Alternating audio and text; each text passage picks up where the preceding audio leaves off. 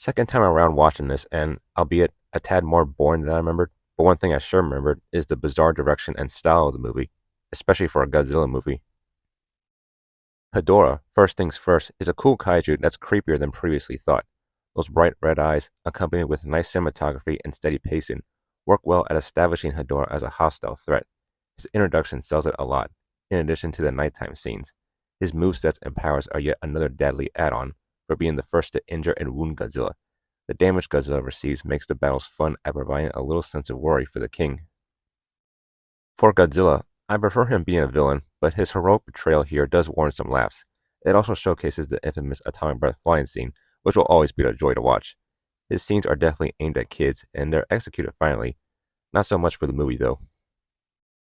The movie was released during a time where the franchise was gearing toward the young demographic, and while there are moments in particular with the main child actor, the way the movie presents itself says otherwise, as there are numerous scenes of people turning into skeletons, people enveloped in heaps of Hedorah sludge, and the monster fights themselves showcasing blood and guts. On top of that, the movie seems to not know the appropriate direction and style to present itself.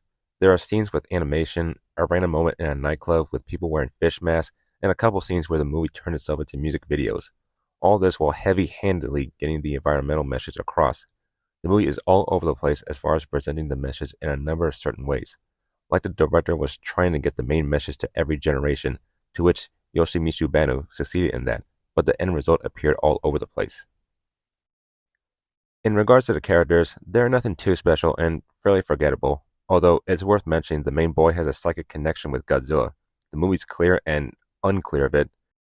I would say, all in all, the movie, while showing merits with the monster antagonist and with the weird direction and style, is fairly subpar. The first half was pretty average, but the slow pacing, which was fine there, became more tedious and tiresome in the second half, becoming somewhat boring and making one pray for something silly and carefree to come around.